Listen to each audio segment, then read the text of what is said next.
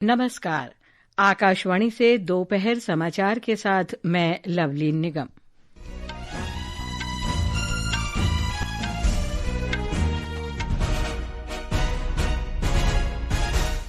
प्रधानमंत्री नरेंद्र मोदी ने ओडिशा के झारसुगुड़ा से 60,000 करोड़ रुपए से अधिक की कई विकास परियोजनाओं का उद्घाटन और शिलान्यास किया। कहा, भारत दूरसंचार प्रौद्योगिकी का वैश्विक केंद्र बनने की ओर अग्रसर। प्रधानमंत्री ने सूरत के उधना और ओडिशा के ब्रह्मपुर के बीच चलने वाली गुजरात की पहली अमृत भारत एक्सप्रेस ट्रेन को भी वर्चुअल माध्यम से हरी झंडी दिखाई। भारत ने कहा, पाकिस्तान आतंकवाद का महिमा मंडन करता है और भारत पाकिस्तान संघर्ष के तथ्यों को तोड़ मरोड़ कर पेश कर रहा है। मौसम विभाग ने पश्चिमी दक्षिणी भारत और ओडिशा के कई हिस्सों में आज अत्यधिक वर्षा की चेतावनी दी। 12वीं विश्व पैरा एथलेटिक्स चैंपियनशिप नई दिल्ली के जवाहरलाल नेहरू स्टेडियम में शुरू।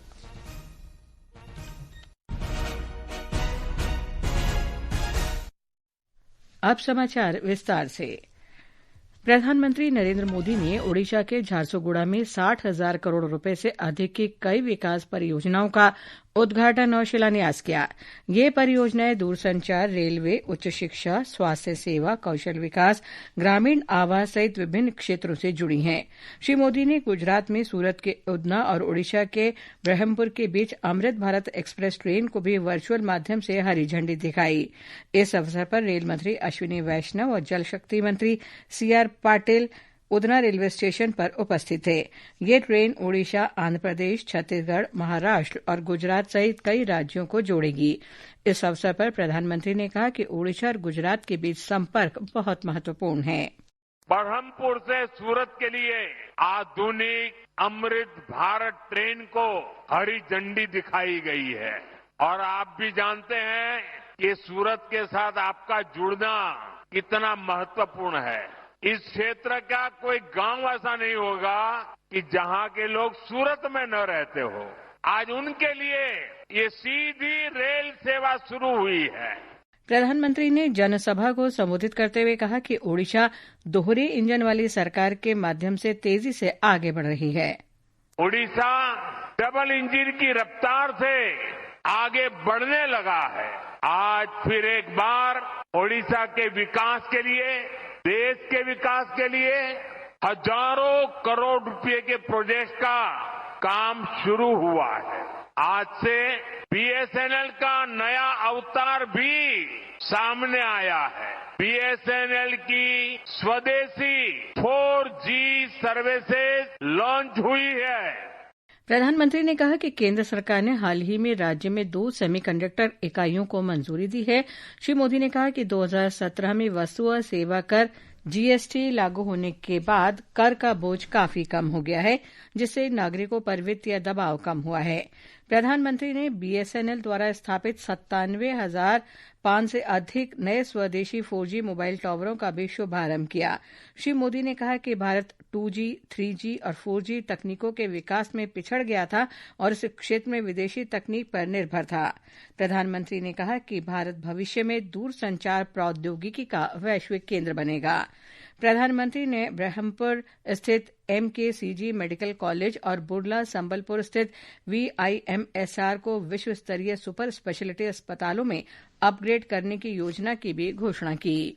रेल मंत्री अश्विनी वैष्णव ने कहा है कि अमृत भारत स्टेशन योजना के तहत सूरत के उधना रेलवे स्टेशन का नवीनीकरण किया जा रहा है। उन्होंने कहा कि बुलेट ट्रेन परियोजना का पहला खंड सूरत से बिलीमोरा तक शुरू किया जाएगा।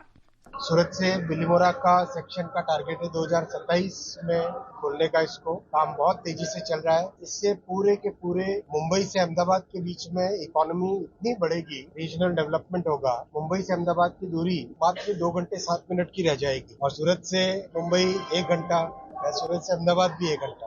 तो ओवरऑल बहुत डेवलपमेंट होगा। प्रधानमंत्री नरेंद्र मोदी के नेतृत्व में सरकार सेवा और सुशासन के मंत्र से प्रेरित होकर परिवर्तन और प्रगति लाने के लिए अथक प्रयास कर रही है। आज अपनी विशेष श्रृंखला सेवा पर्व में हम आपको बताएंगे कैसे मोदी सरकार ने इतिहास को संजोने, देशभक्ति की प्रेरणा देने और पीढ़ियों को बलिदान की भावना से जोड़ने वाले स्मारकों का निर्माण करके भारत के कालातीत विरासत और नायकों का सम्मान किया है।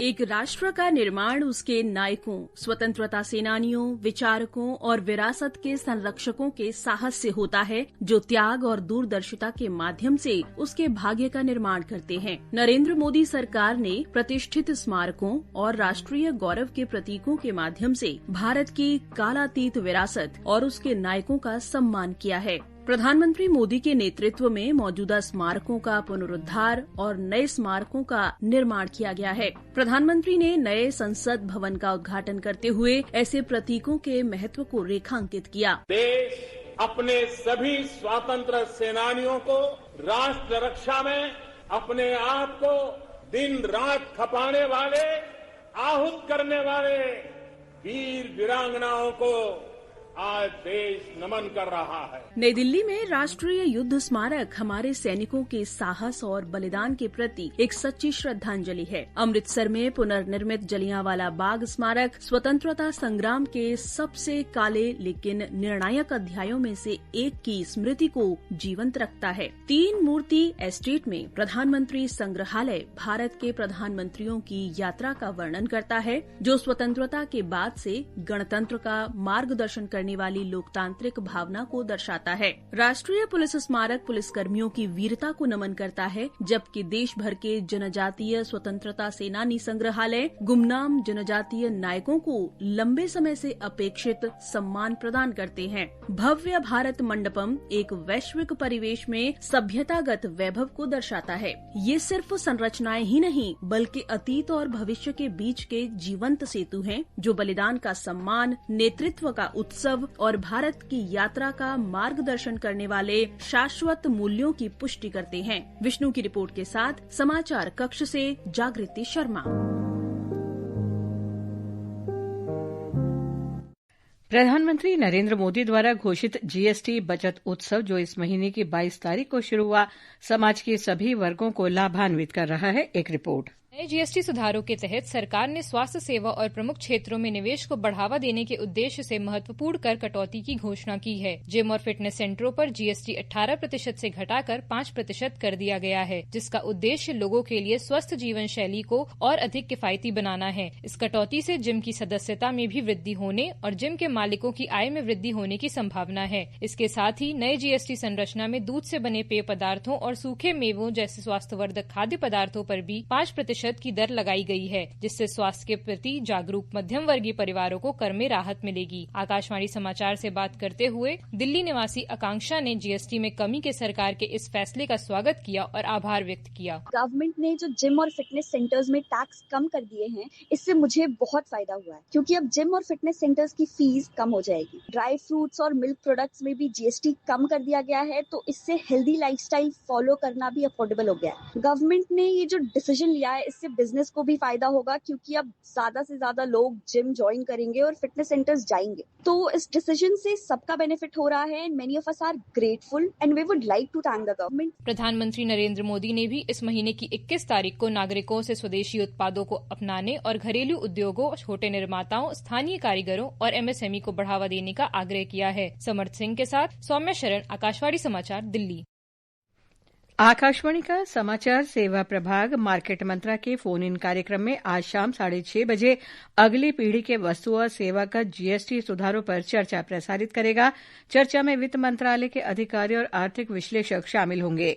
कार्यक्रम के दौरान श्रोता हमारे विशेषज्ञों से जीएसटी से संबंधित प्रश्न पूछ सकते हैं।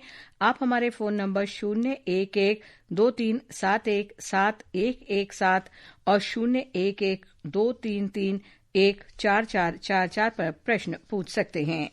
ये समाचार हमारी वेबसाइट www.newsonair.gov.in और हमारे न्यूज ऑन एआईआर ऐप पर भी उपलब्ध हैं। दोपहर समाचार में आपका फिर स्वागत है। भारत ने कहा है कि पाकिस्तान आतंकवाद का महिमा मंडन करता है और भारत पाकिस्तान संघर्ष के तथ्यों को तोड़ मरोड़ कर पेश कर रहा है।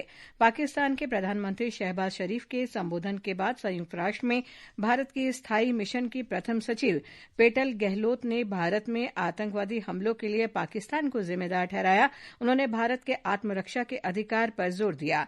प्रथम सचिव ने कहा कि आतंकवाद का महिमा मंडन करना पाकिस्तान की विदेश नीति का केंद्र है। भारत के साथ शांति चाहने के शरीफ के दावों का जवाब देते हुए उन्होंने दोहराया कि पाकिस्तान को तुरंत सभी आतंकवादी शिविरों को बंद करना चाहिए और वांछित आतंकवादियों को सौंप देना चाहिए। Pakistan is responsible. भारत में निर्दोष नागरिकों पर हुए आतंकवादी हमले के लिए पाकिस्तान जिम्मेदार है। हमने इस तरह के हमलों से अपने लोगों की रक्षा करने के अधिकार का प्रयोग किया है और इसके आयोजकों और अपराधियों को न्याय के कटघरे में खड़ा किया है। पाकिस्तान के प्रधानमंत्री ने भारत के साथ शांति की बात कही है। अगर वो ये सचमुच चाहते हैं तो रास्ता साफ है। पाकिस्तान को तुरंत सभी आतंकवादी शिविर बंद करने चाहिए और भारत में वांछित आतंकवादियों को हमें सौंपना चाहिए। over to us terrorists wanted in India. Bharat में फलस्तीन के राजदूत अब्दुल्ला अबू शावेश ने फलस्तीनियों का समर्थन करने के लिए प्रधानमंत्री नरेंद्र मोदी के नेतृत्व वाली सरकार की प्रशंसा की है। उन्होंने बताया कि भारत फलस्तीन में करोड़ों डॉलर की लागत से एक अस्पताल परियोजना पर काम कर रहा है। राजदूत ने कहा कि भारत का विदेश मंत्रालय फलस्तीन के लिए 24 घंटे उपलब्ध है। प्रधानमंत्री नरेंद्र मोदी की अध्यक्षता में फिलिस्तीनियों के लिए भारत बहुत अच्छा काम कर रहा है। इस समय फिलिस्तीन में 1 से ज्यादा परियोजनाओं का निर्माण किया जा रहा है, जिनमें से $1 मिलियन की परियोजना एक अस्पताल के लिए है। हम पूरी तरह से संतुष्ट हैं। मैं आपको आश्वस्त करता हूं कि भारत का विदेश मंत्रालय हम फिलिस्तीनियों के लिए 24 घंटे काम कर रहा है। ये समाचार आकाशवाणी से प्रसारित किए जा रहे हैं। बंगाल की खाड़ी के उत्तर पश्चिम और उससे सटे पश्चिम मध्य क्षेत्र में बने दबाव के कारण ओडिशा के अधिकांश हिस्सों में तेज बारिश हो रही है। एक रिपोर्ट। उड़ीसा के मुख्यमंत्री मोहन चरण मांझी ने अधिकारियों से प्रभावित जिलों में बाढ़ और जल प्लावन जैसी आपात स्थितियों से निपटने के लिए आवश्यक व्यवस्था करने को कहा है। अचानक बाढ़ और अन्य आपात स्थितियों से निपटने के लिए अग्निशमन विभाग और उड़ीसा आपदा त्वरित कार्रवाई बल को हाई अलर्ट पर रखा गया है। श्री मांझी ने जिला प्रशासन को बाढ़ और अन्य आपात स्थितियों से राहत कार्य के लिए पर्याप्त मात्रा में खाद्यान्न और दवाओं के सहित आवश्यक वस्तुओं का भंडारण करने को भी निर्देश दिया है। प्रकाश दास, आकाशवाणी समाचार, भुवनेश्वर। उधर महाराष्ट्र में मराठवाड़ा में मूसलाधार बारिश के कारण कई जिलों में बाढ़ की स्थिति और गंभीर हो गई है। एक रिपोर्ट।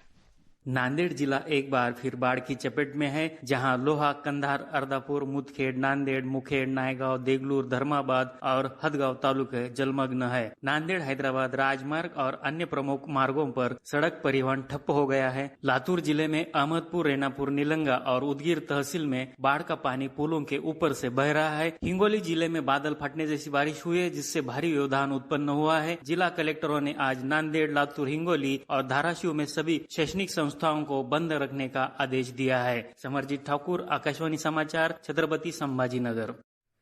विभाग ने छत्तीसगढ़, केरल, माहे, कोंकण, गोवा, महाराष्ट्र, उत्तरी कर्नाटक, ओडिशा और तेलंगाना में अत्यधिक वर्षा का ऑरेंज अलर्ट जारी किया है। 12वीं विश्व पैरा एथलेटिक्स चैंपियनशिप आज नई दिल्ली के जवाहरलाल नेहरू स्टेडियम में शुरू हो गई है। 9 दिन तक चलने वाली इस प्रतियोगिता में कुल 186 स्पर्धाएं होंगी। इनमें पुरुषों के लिए 101, महिलाओं के लिए 84 और एक मिश्रित स्पर्धा में स्प्रिंट से लेकर धीरज दौड़ तक शामिल है। अंत में मुख्य समाचार एक बार फिर। प्रधानमंत्री नरेंद्र मोदी ने ओडिशा के झारसुगुड़ा से 60,000 करोड़ रुपए से अधिक की कई विकास परियोजनाओं का उद्घाटन और शिलान्यास किया। प्रधानमंत्री ने सूरत के उधना और ओडिशा के ब्रह्मपुर के बीच चलने वाली गुजरात की पहली अमृत भारत एक्सप्रेस ट्रेन को भी वर्चुअल माध्यम से हरी झंडी दिखाई। भारत ने कहा पाकिस्तान आतंकवाद का महिमा मंडन करता है और भारत पाकिस्तान संघर्ष के तथ्यों को तोड़ मरोड़ कर पेश कर रहा है। मौसम विभाग ने पश्चिमी दक्षिणी भारत और ओडिशा के कई हिस्सों में आज अत्यधिक वर्षा की चेतावनी दी और 12वीं विश्व पैरा एथलेटिक्स चैंपियनशिप नई दिल्ली के जवाहरलाल स्टेडियम में शुरू। इसके साथ ही दोपहर समाचार का ये अंक समाप्त हुआ। नमस्कार।